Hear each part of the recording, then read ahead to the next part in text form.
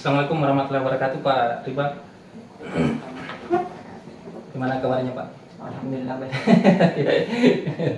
Alhamdulillah ini, Pak, satu kesyukuran buat saya karena bisa mengunjungi sekolah Bapak dalam rangka untuk kita bincang-bincang, Pak, terkait dengan kegiatan-kegiatan yang Bapak telah laksanakan baik secara daring maupun secara luring pada Lukakarya 0 yang lalu. Yang pertama, Pak, saya ingin mengetahui bagaimana proses pembelajaran daring melalui LMS yang Bapak telah laksanakan kurang lebih sebulan lamanya nih, Pak. Kalau yang proses pembelajaran daring, Pak, alhamdulillah bisa dikatakan berjalan lancar, Pak. Walaupun mungkin di beberapa waktu pernah, Pak, ada masalah mati lampu dan jaringan, Pak. Itu tantangannya, Pak. Selain itu mungkin alhamdulillah bisa aman, Pak. Jadi kalau apalagi kan kalau di daerah sini kan kalau misalnya mati lampu kadang jaringan juga masuk hilang. juga, ya, Pak, harus disediakan banyak kartu, Pak. Jadi salah satu solusi yang Bapak lakukan untuk mengantisipasi itu adalah dengan menyediakan berbagai macam kartu. Kartu yang selama ini Bapak pakai kartu apa, Pak? Kalau yang paling sering itu, Pak, Excel. Excel. Ya, cuman itu tantangannya kalau Excel, kalau mati lampu langsung hilang, Pak. Jadi yang stabil kalau misalkan mati lampu harus juga Telkomsel, Pak. Alhamdulillah. Jadi intinya selalu ada jalan bagaimana kita untuk mensiasati dengan adanya kendala mati lampu dan jaringan hilang, Pak. Alhamdulillah Pak Ripal telah laksanakan itu. Iya. Kalau pada saat Bapak melakukan proses pembelajaran di LMS, ini kan tentunya sudah banyak sekali mungkin hal-hal yang Pak Ripal telah dapatkan.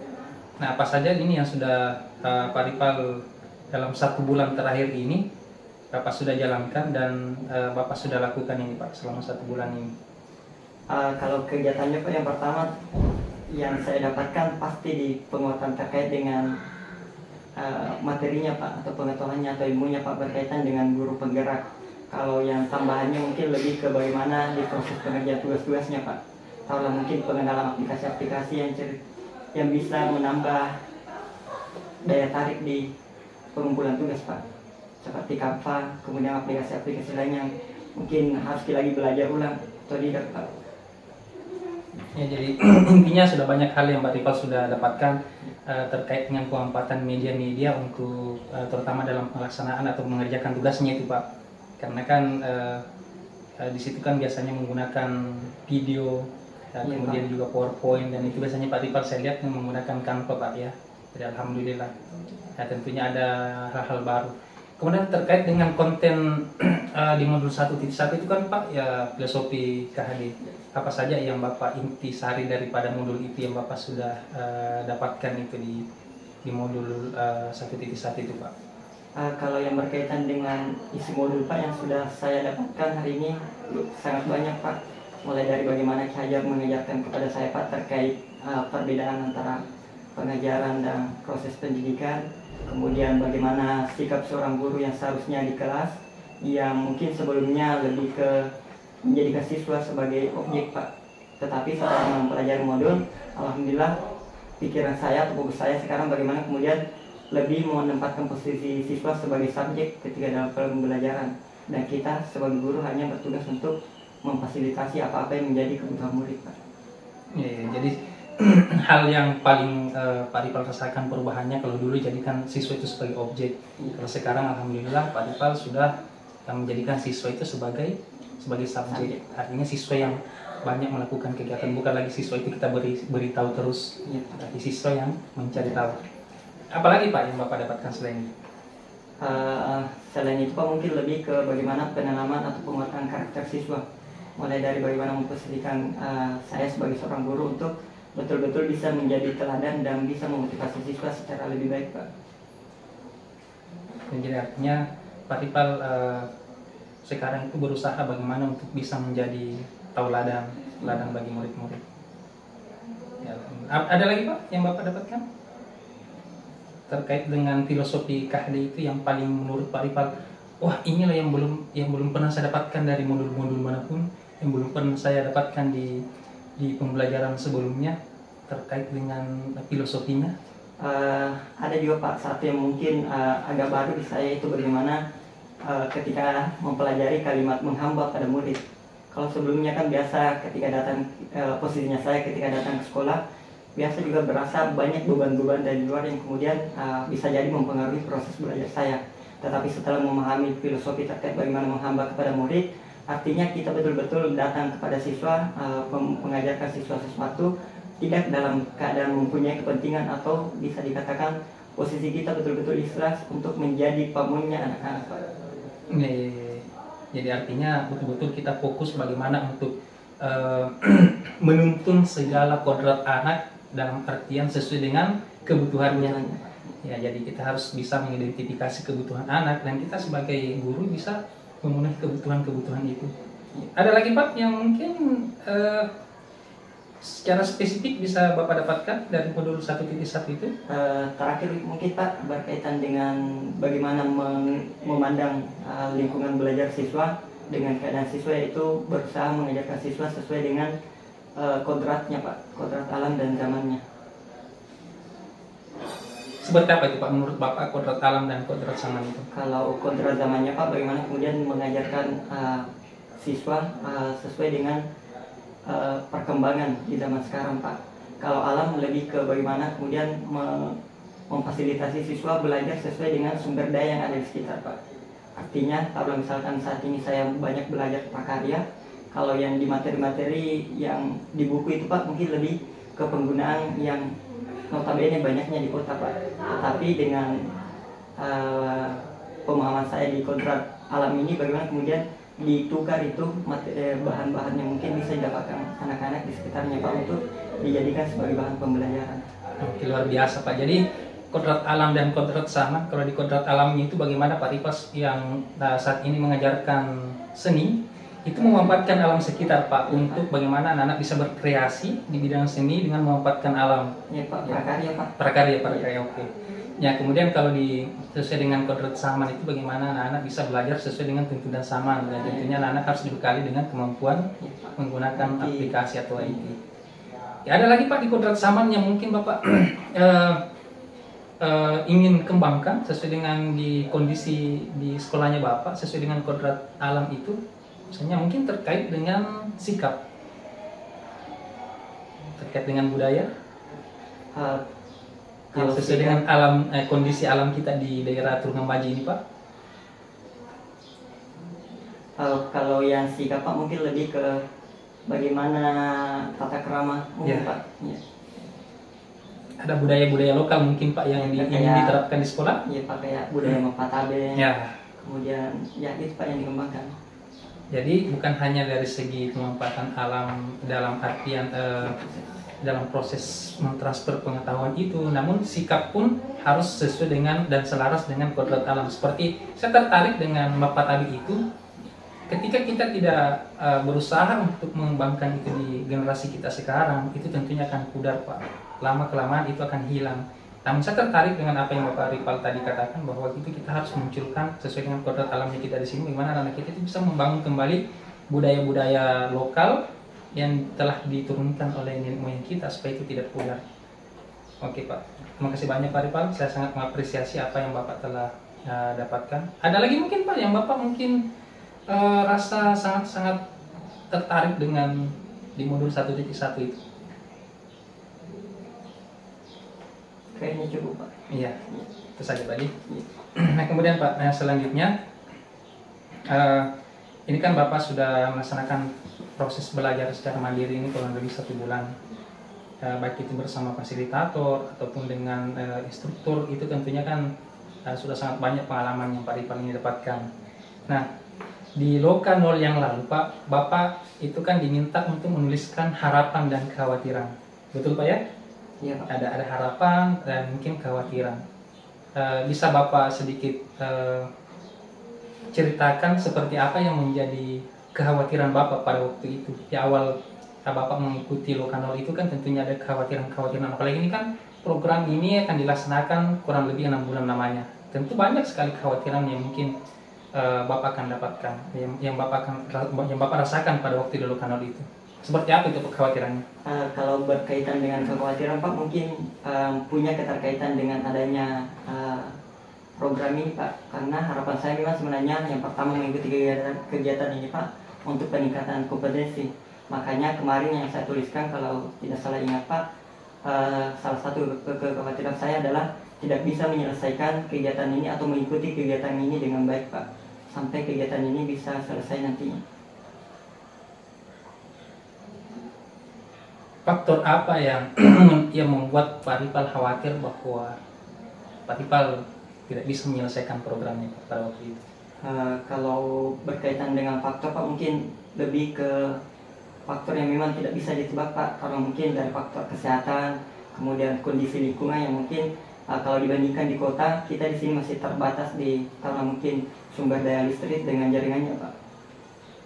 Iya. Nah, kita lanjutkan Pak. Nah, dari kekhawatiran, ada lagi Pak mungkin kekhawatiran yang Bapak tuliskan pada waktu itu? Kalau yang paling saya ingat Pak, kurang lebih itu Pak, kekhawatiran yang ceritanya nggak bisa memang tentukan terkait kendala-kendala yang bisa jadi akan menjadi tantangan terberat kita dalam mengikuti kegiatan PGP ini. Artinya tantangan yang bisa sewaktu-waktu muncul begitu saja. Nah, dari tantangan-tantangan itu selama belajar kurang lebih 1 bulan ini, adakah tantangan itu yang sudah Bapak rasakan saat ini? Sudah mulai muncul misalnya? Kalau tantangannya itu Pak, lebih ke kondisinya Pak, karena pernah satu waktu Pak mati lampu dari jam 2 sampai jam 4, sementara ada kegiatan di jam 2. Pikon pada waktu itu? Ya, pikon Pak. Tapi alhamdulillah karena pada saat itu jaringan sudah disediakan memang Pak 2 jaringan. Jadi ketika Excel tidak bisa login, beralih ke Telkomsel Pak. Iya, jadi ternyata kekhawatiran Bapak pada waktu itu ternyata setelah dijalani kurang lebih 1 bulan, ada saja yang menjadi solusi untuk mengatasi tantangan-tantangan itu. Berarti itu tantangan, alhamdulillah ada solusinya Pak ya, jadi tidak menjadi kendala yang bisa menghambat, betul-betul menghambat tentang PGP ini. Nah, selain tantangan Pak atau kendala-kendala yang atau kekhawatiran yang diminta oleh Bapak untuk tuliskan pada waktu Lokanot itu, kan ada juga harapan-harapan. Nah, seperti apa yang Bapak harapkan selama 6 bulan ini, seperti apa yang menjadi harapan Bapak? Kalau harapan terbesarnya saya Pak, lebih ke bagaimana penguatan kompetensi saya sebagai seorang guru Pak, supaya bisa lebih mengenali seharusnya di kompetensi mana yang harus saya kuatkan supaya bisa memfasilitasi belajar siswa saya Pak. Jadi intinya ada peningkatan kompetensi Pak ya, dari 4 kompetensi guru penggerak yang sudah kita pernah pelajari Pak di Lokanol pada waktu itu.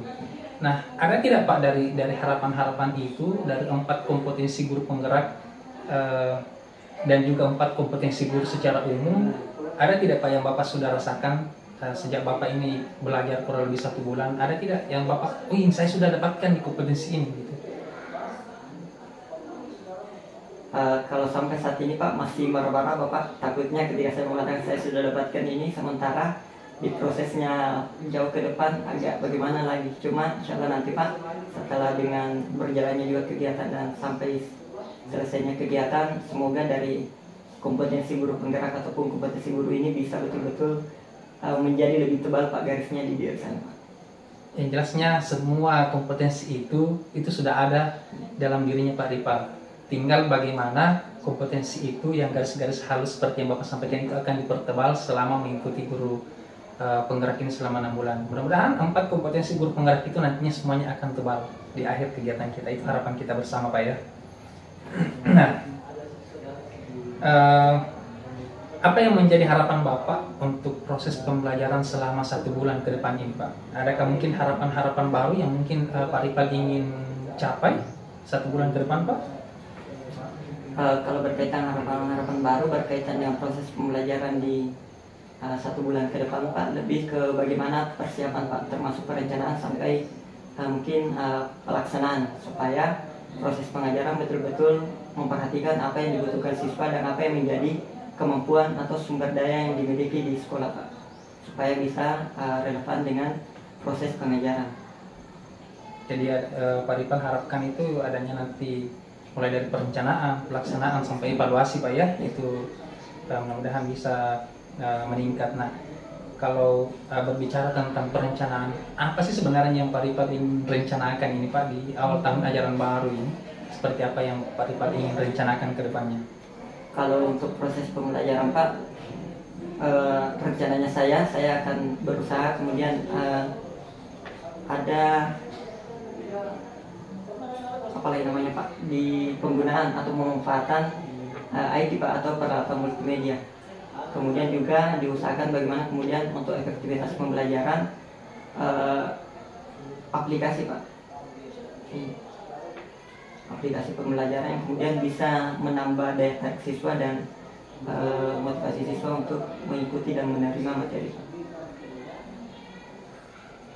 Terkait dengan hal menuntun kodrat siswa Pak, apa yang Bapak ingin spesifikkan di situ? Misalnya dengan di awal pembelajaran kan biasanya kita Pak, kalau dulu tuh Pak ada namanya aturan-aturan kelas. Nah kalau sekarang itu kita ganti, kita ubah sesuai dengan di program guru penggerak itu kan ada kesepakatan kelas, kesepakatan belajar. Apakah Pak Ripal nanti akan merencanakan hal itu Pak?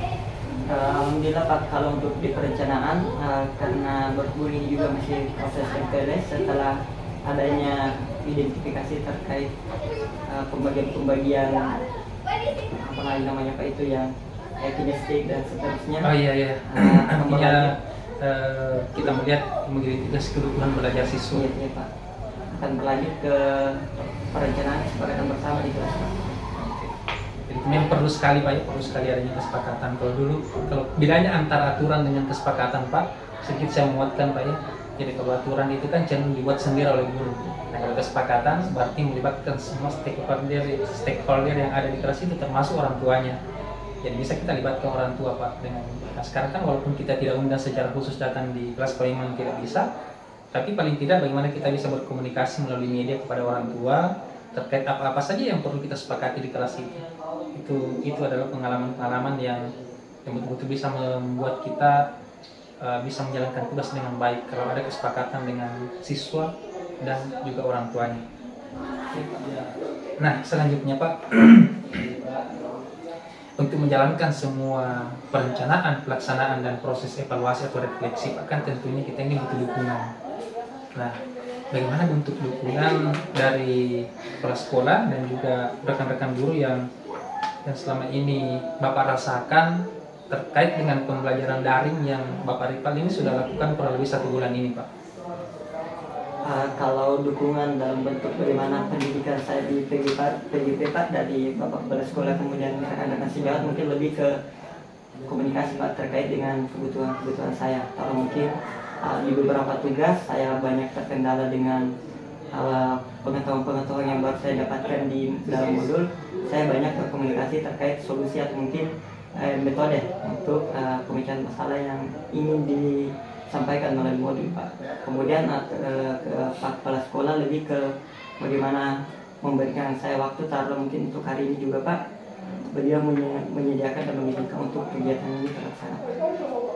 Jadi alhamdulillah adanya dukungan penuh terutama dari kepala sekolah dan juga rekan-rekan. Karena memang Pak, untuk bisa melahirkan sebuah transformasi terutama kita di dunia pendidikan itu tentunya harus ada dukungan dari semua stakeholder, terutama dari kepala sekolah dan juga rekan-rekan sejawat. Karena seperti yang Bapak katakan bahwa ini kan sudah harus kita luangkan waktu seperti ini beberapa jam untuk mengikuti kegiatan pendampingan ini. Kalau tidak ada dukungan dari kepala sekolah tentunya ini kan tidak bisa terlaksana dengan baik Pak. Tapi alhamdulillah setelah saya komunikasi dengan Bapak Kepala Sekolah tadi, alhamdulillah beliau itu memberikan dukungan penuh untuk kita bisa melaksanakan kegiatan ini. Nah selanjutnya Pak, berdasarkan filosofi Bapak KHD yang sudah Bapak pelajari, perubahan-perubahan yang dilakukan Bapak ini di ruang kelas, apakah itu sudah selaras dengan pemikiran-pemikiran Bapak Ki Hajar Dewantara Pak, yang mungkin Bapak hari ini mungkin sudah melaksanakan proses awal di kelas Pak? Apakah itu sudah sejalan dengan proses KHD? Alhamdulillah semoga bisa dikatakan selaras Pak, karena hari ini sesuai dengan pemikiran-pemikiran atau filosofi dari Ki Hajar Dewantara, satu persatu sudah saya coba terapkan Pak. Terutama mungkin lebih ke bagaimana menuntun peserta didik supaya bisa belajar mandiri, kemudian bagaimana menyediakan dukungan yang sesuai dengan lingkungan atau zaman di mereka Pak, zamannya. Ya, jadi alhamdulillah setelah Bapak mempelajari dan Bapak aplikasikan perubahan-perubahan itu, insya Allah akan selaras dengan pemikiran-pemikiran dari Bapak KHD, terutama menuntun itu Pak ya, bagaimana kita menuntun segala kodrat yang ada pada diri peserta didik kita, bukan lagi menuntut. Jadi kalau dulu tuh mungkin kita masih menuntut anak-anak kita sesuai dengan maunya guru, tapi setelah mempelajari modul dari filosofi KHD itu, ternyata kita sebagai guru itu harusnya menuntun segala kodrat dan menebalkan garis-garis halus yang terdapat pada diri peserta didik kita masing-masing.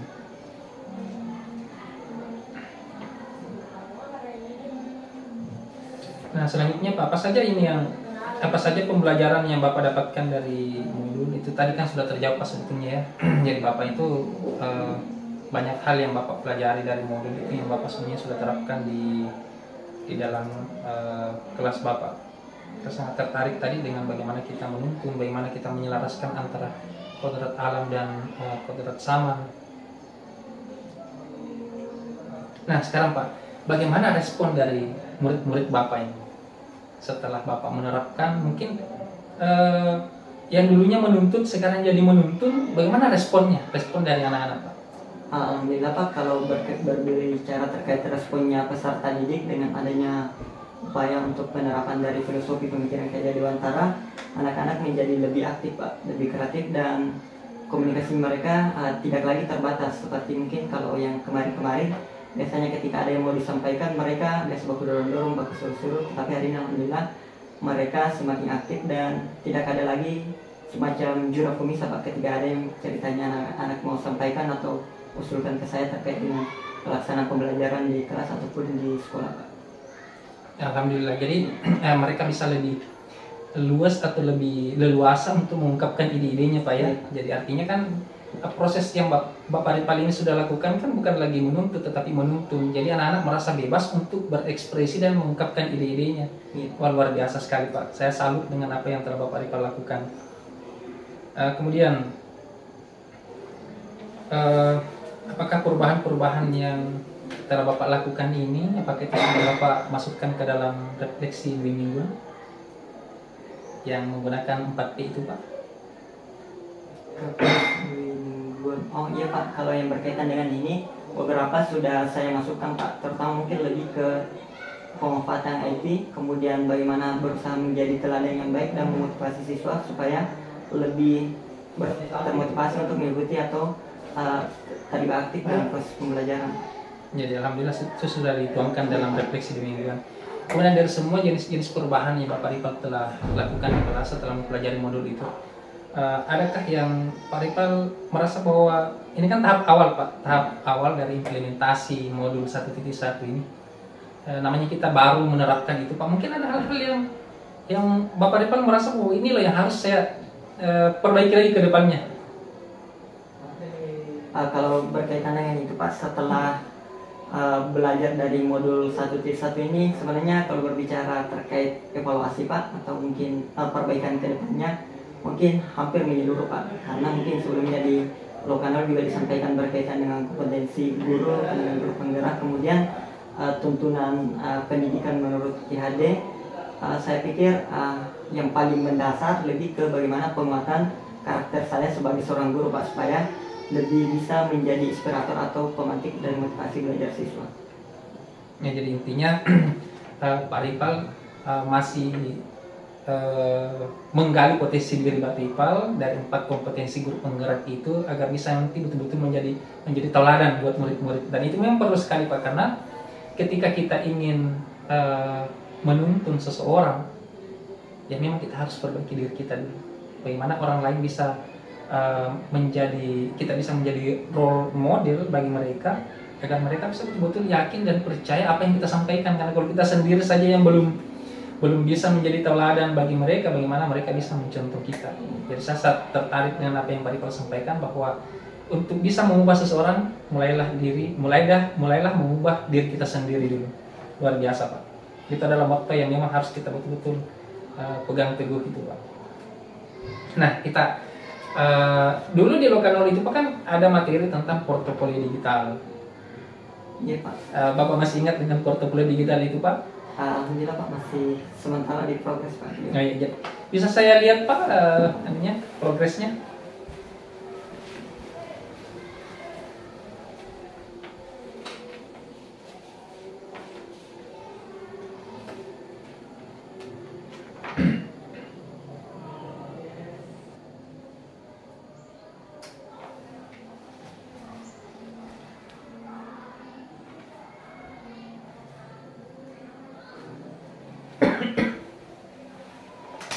Cuma masih lebih ke formatnya Pak, apa yang namanya? Format belum lengkap isinya Pak.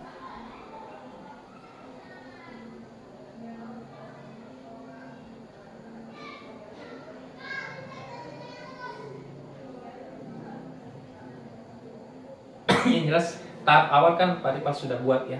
Iya Pak. Sudah buat, tinggal nanti seperti di contoh itu kan ada memang folder khusus, folder-foldernya. Dan ini juga yang bagus sekali Pak untuk tempat penyimpanan data-data kita. Iya Pak. Ya.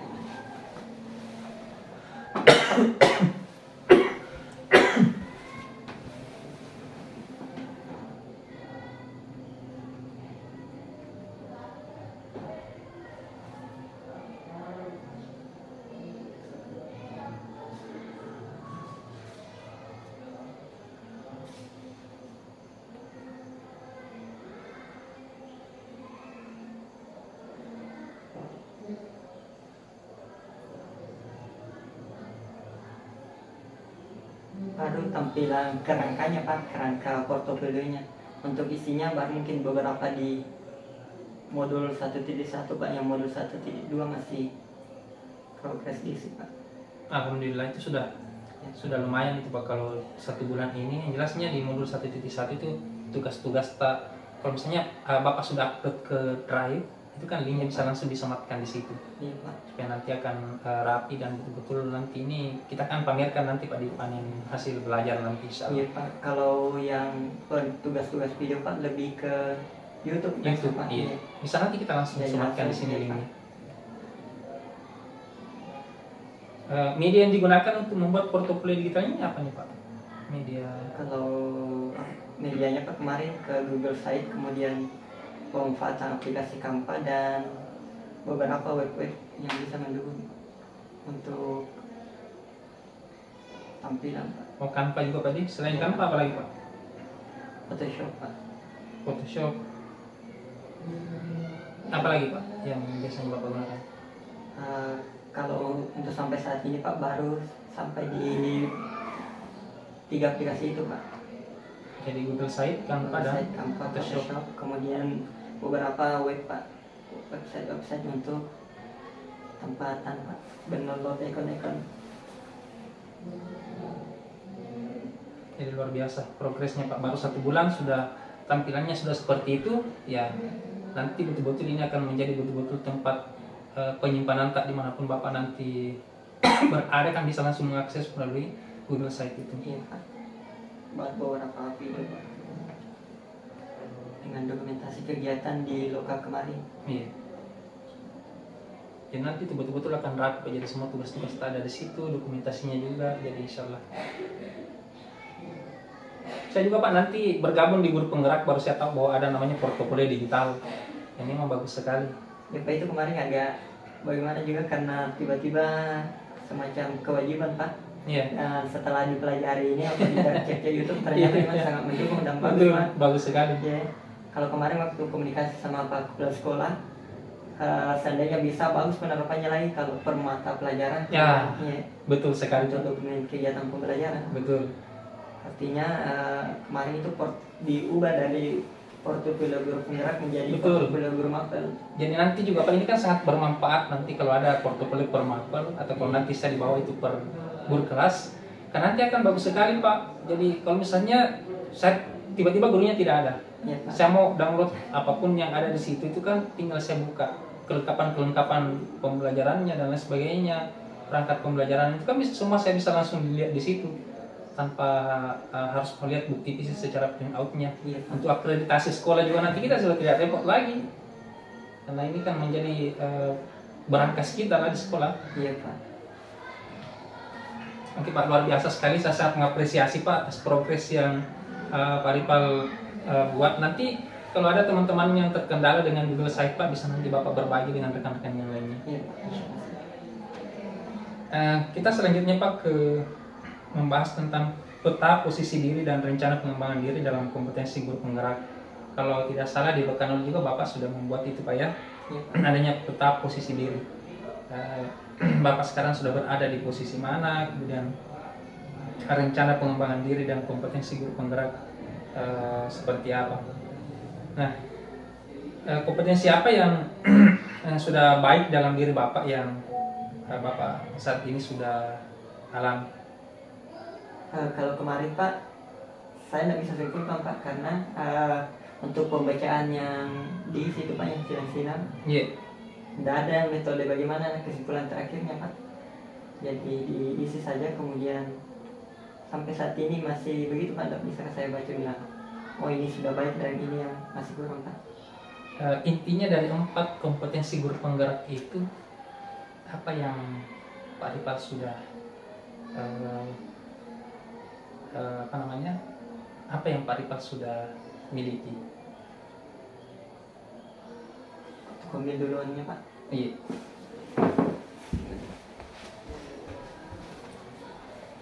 Posisi diri yang lalu itu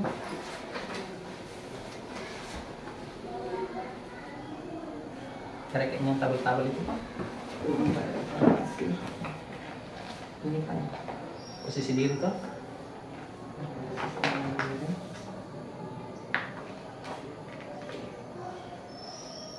Rencana pengembangan kompetensi diri Pak ini juga.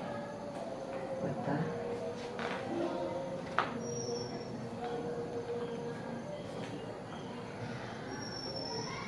Ada biasa posisi diri Pak. Lipat posisi diri, yaitu Pak. Pak ini Pak. Iya.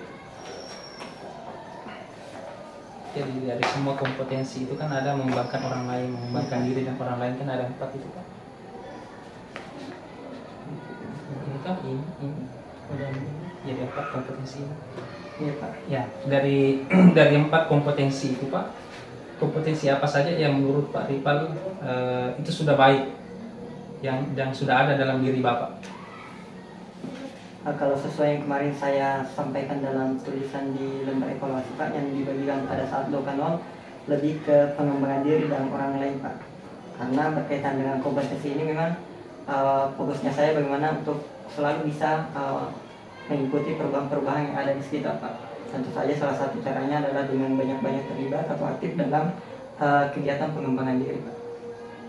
Kalau untuk pengembangan orang lain Pak, seperti apa yang Bapak Ripal sudah saat ini terapkan?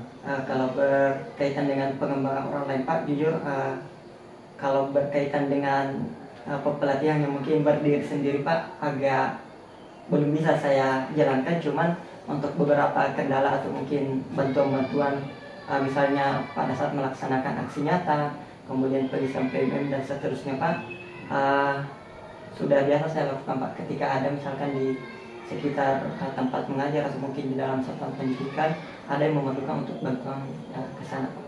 Ya, jadi kan memang kalau menurut saya Pak, yang namanya mengembangkan orang lain itu Pak tidak perlu kita harus dalam forum resmi dan forum besar. Tetapi bagaimana di lingkungan kerja ketika ada teman-teman yang misalnya membutuhkan bantuan, bertanya terkait seperti yang Bapak sampaikan tadi, aksi nyata dan pengisian di PMM atau kinerja yang kemarin, Bapak Ripal menuntun teman-teman atau memandu teman-teman untuk mengerjakan itu sudah bagian daripada bagaimana mengembangkan orang lain. Apalagi mengembangkan siswa juga, kan kita mengembangkan siswa seperti dengan mengikuti ekskul, mengembangkan ekskul itu juga kan termasuk bagaimana mengembangkan orang lain. Selain dari kompetensi yang Bapak Ripal rasakan sudah baik dalam diri Bapak, mungkin ada kompetensi yang secara spesifik masih perlu ditingkatkan. Kompetensi apa itu Pak? Dari 4 kompetensi guru penggerak itu.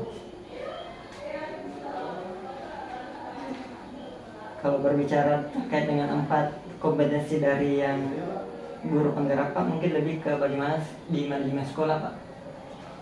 Karena di manajemen sekolah ini mungkin berkaitan dengan visi misi dan seterusnya, masih perlu Pak adaptasi, terutama dengan adanya perubahan-perubahan yang mungkin hampir setiap perubahan tersebut mungkin lebih ke perubahan secara menyeluruh juga Pak mengikutnya.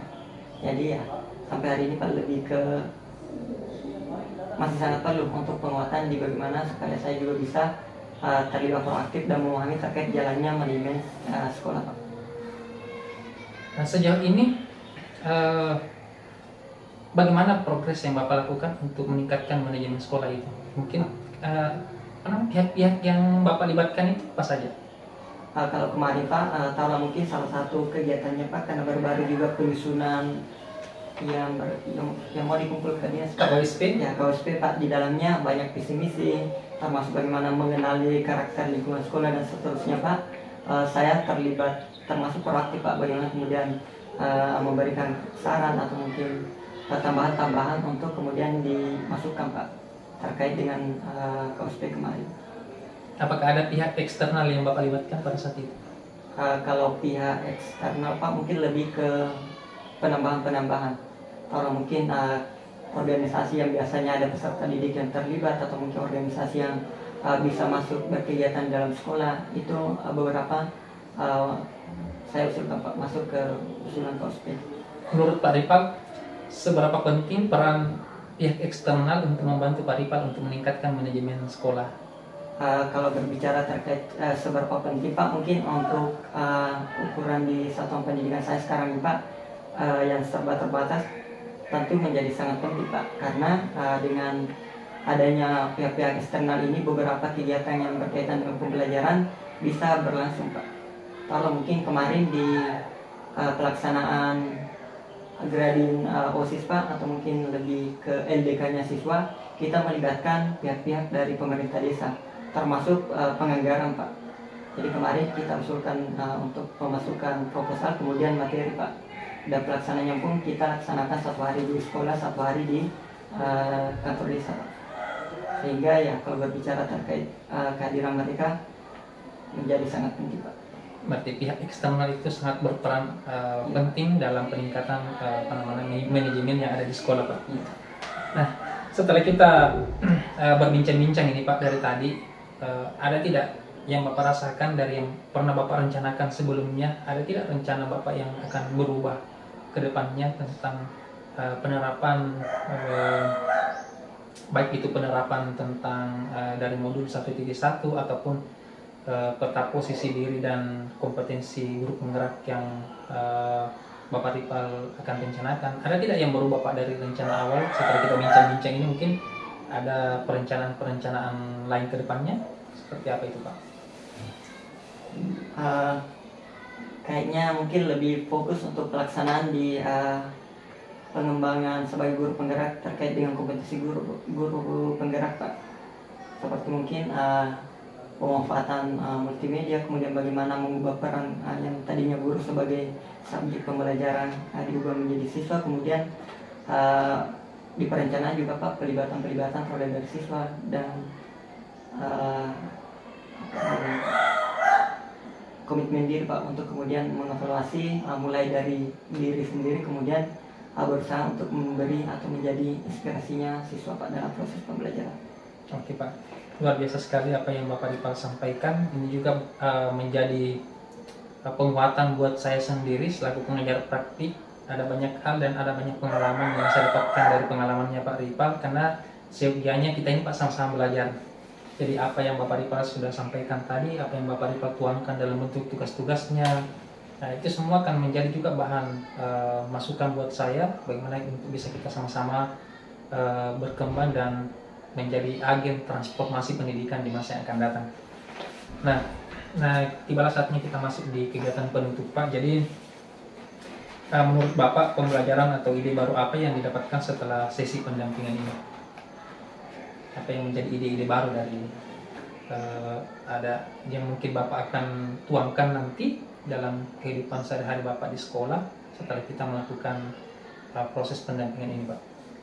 Pak, kalau berbicara Pak terkait dengan ide baru yang saya dapatkan dengan adanya kegiatan pendampingan ini Pak, lebih ke bagaimana pelibatan di eksternalnya sekolah Pak untuk kemudian berpartisipasi aktif dalam proses pembelajaran di sekolah. Mungkin dari pihak orang tua siswa, wali siswa atau mungkin lembaga-lembaga yang berada di luar sekolah, Pak. Luar biasa Pak. Jadi saya salut dengan apa yang menjadi ide baru Bapak, karena menurut pengalaman saya juga Pak, dengan bekerja sama dengan pihak eksternal itu betul-betul memberikan kontribusi yang sangat luar biasa untuk peningkatan sekolah. Contoh saja Pak, di sekolah saya dengan adanya pihak eksternal itu paling tidak membantu finansial sekolah saya. Baru-baru ini dari pihak orang tua siswa itu memberikan sumbangan kurang lebih 5 juta untuk pengadaan air bersih sekolah kami. Ya tentunya ini semua bisa terwujud terjadi karena adanya komunikasi dengan pihak eksternal. Bagaimana kita menjalin kerjasama dengan pihak eksternal. Jadi itu salah satu contoh Pak, memang betul tepat apa yang Pak Ripal katakan, bahwa dengan Pak Ripal nanti berencana untuk melakukan kerjasama dengan pihak eksternal, saya sangat memberikan apresiasi itu Pak. Kemudian apa yang sudah baik dan apa yang perlu diperbaiki dari kegiatan kita ini Pak, maksudnya dengan adanya saya selaku pendamping di kegiatan PI1 ini Pak, tentunya kan ada mungkin hal-hal yang sudah baik, dan mungkin juga ada kegiatan-kegiatan atau hal-hal yang masih perlu diperbaiki untuk pendampingan selanjutnya. Seperti apa menurut Bapak hal yang sudah positif dan hal yang perlu kita perbaiki lagi ke depannya untuk PI2 nantinya Pak? Kalau berbicara Pak terkait evaluasinya mungkin cukup baik ya Pak, untuk penilaian saya secara pribadi Pak, dan apa yang sudah baik mungkin bagaimana proses diskusi dan penilaian ini yang mungkin luar biasa Pak, karena dari proses ini selain kemudian menyampaikan dari apa yang sudah saya dapatkan selama perjalanan pendidikan di guru penggerak ini Pak, saya juga terinspirasi dan banyak atau mungkin ada beberapa ide yang kemudian lebih dikuatkan di pikiran saya Pak melalui diskusi yang terjadi Pak.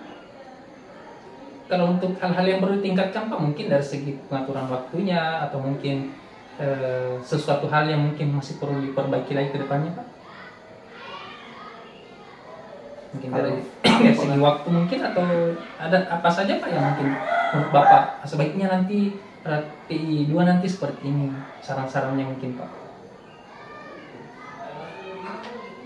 Kalau pelaksanaannya Pak mungkin fleksibel Pak, kalau di sini apalagi kalau sekarang dengan kehadiran kita mungkin di jam-jam istirahat, jadi cukup baik. Kalau kedepannya mungkin dengan adanya perekaman seperti ini Pak, nanti bisa, kebetulan saya punya mic ya Pak, jadi ceritanya biar jauh cerita bisa digunakan Pak. Oh iya. Untuk sesi wawancara. Betul, jadi dia nanti artinya untuk bisa mengefisienkan dan juga memperbaiki kualitas.